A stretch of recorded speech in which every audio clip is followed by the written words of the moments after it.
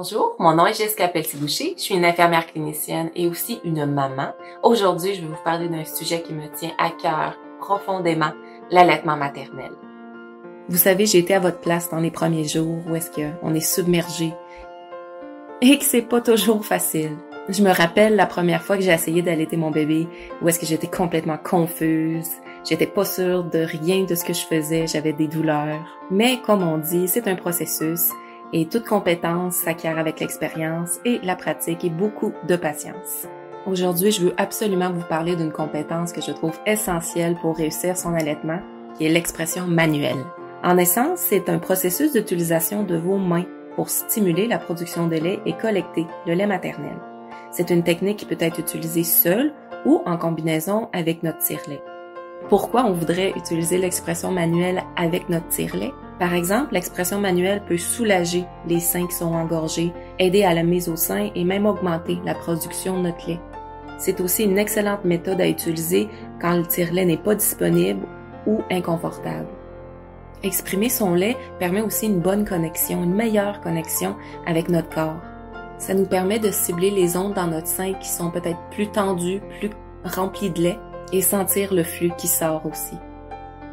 Les études démontrent qu'une maman qui utilise le tire-lait en combinaison avec l'expression manuelle va chercher de 2 à 3 fois plus de lait en bout de ligne. On se rappelle en allaitement, la règle d'or c'est le corps produit ce qui sort. Donc, plus efficacement on exprime du lait, plus le corps va produire de quantité de lait. Aussi, l'expression manuelle peut être un outil vraiment utile pour les mamans qui sont séparées de leur bébé, soit en raison du travail, des voyages ou des problèmes de santé. Elle offre un moyen de maintenir notre production de lait et de continuer à fournir du lait maternel, même lorsque l'allaitement est interrompu ou irrégulier. L'expression manuelle est aussi excessivement rentable. Elle ne nécessite aucun matériel coûteux ou des pièces de rechange, ce qui en fait une bonne option pour les mamans avec un budget limité. Maintenant, passons à la technique. Quand on utilise l'expression manuelle pour la première fois, ça peut être intimidant, mais ça doit pas l'être. Le processus peut être simplifié en quelques étapes faciles, je vous montre comment à l'instant. Mais tout d'abord, il faut se trouver dans un endroit qui est calme, qui est apaisant, parce qu'on se rappelle qu'une maman qui est détendue va produire plus de lait et le lait va sortir beaucoup plus facilement. On peut masser doucement notre sein en appliquant une légère pression autour de l'aréole.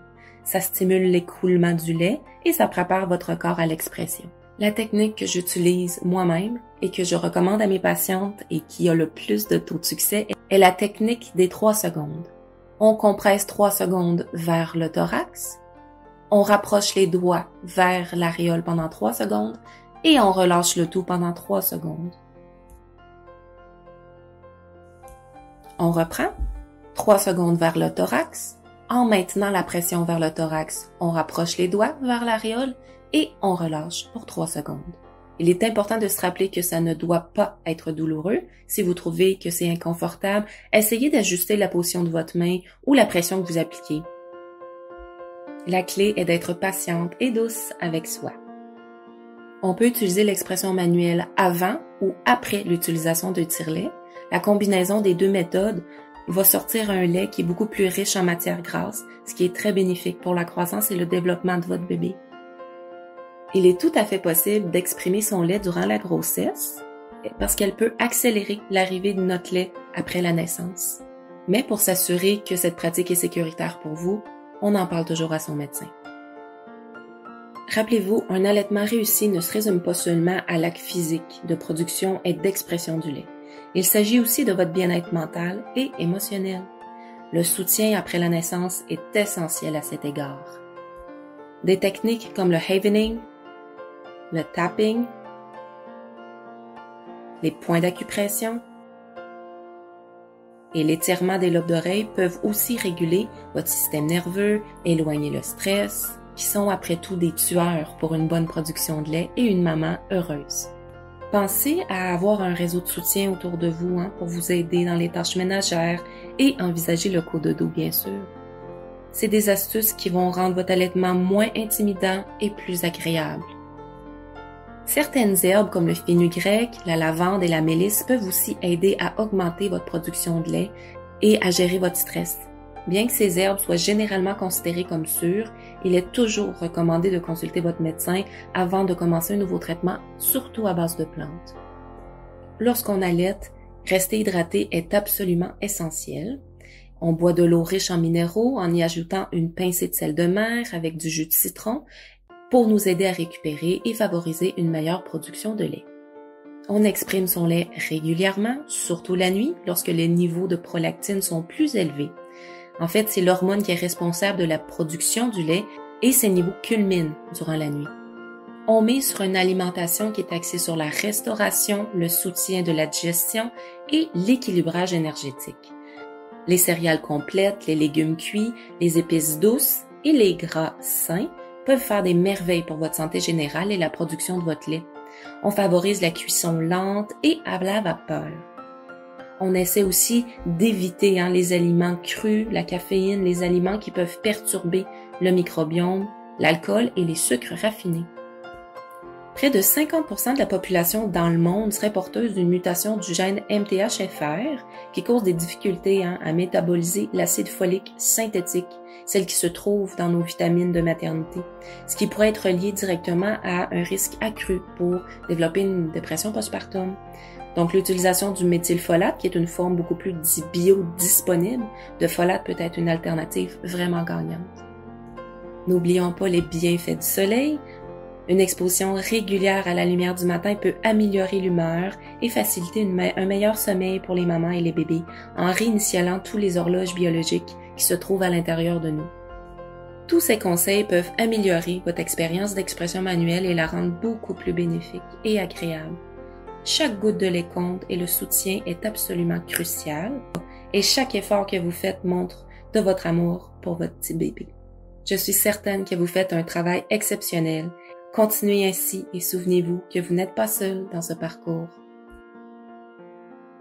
L'expression manuelle offre de nombreux avantages, augmente la production de votre lait jusqu'à 50% et fournit un lait beaucoup plus riche avec une grande teneur en matière grasse par rapport à l'utilisation d'un tire-lait uniquement.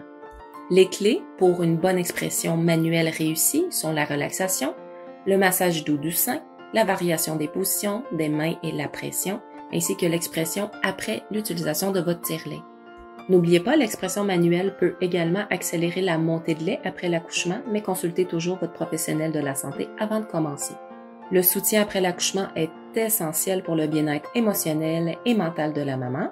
Envisagez d'utiliser des techniques somatiques comme le havening et le tapping pour réguler votre système nerveux et n'hésitez pas à demander de l'aide pour les tâches du quotidien. Des herbes comme le fenugrec, la lavande et le mélisse peuvent aider à la production de lait et à la gestion du stress, tandis qu'une alimentation qui est équilibrée, une hydratation qui est adéquate et une lumière naturelle peuvent soutenir votre santé en général. Partagez et commentez cette vidéo pour aider d'autres parents comme vous dans leur parcours d'allaitement. Rappelez-vous, l'allaitement paternel est un voyage merveilleux, puis quand on sait bien s'y prendre avec l'expression manuelle, ça rend l'allaitement encore plus gratifiant. C'est une compétence qui vous donne la liberté de gérer votre approvisionnement en lait et la capacité de subvenir aux besoins de votre bébé, même lorsque vous n'êtes pas là physiquement. Ce n'est pas toujours facile, mais avec la patience et la pratique, ça devient une seconde nature. Rappelez-vous aussi que le parcours de chaque maman est différent et que si les choses ne tournent pas comme prévu, c'est normal. N'hésitez pas à aller chercher de l'aide et des conseils si vous rencontrez des difficultés avec votre expression manuelle ou votre allaitement en général. Ils sont là pour vous guider et pour vous fournir le soutien dont vous avez besoin. Et n'oubliez pas, faites ça pour votre bébé. Chaque goutte de lait compte et chaque effort que vous déployez a de la valeur. Merci beaucoup de nous avoir rejoints aujourd'hui. Et rappelez-vous que vous faites du bon travail et que chaque étape que vous franchissez contribue à votre bien-être et à celui de votre petit bébé. Tout va bien aller. Bonne continuation. À la prochaine.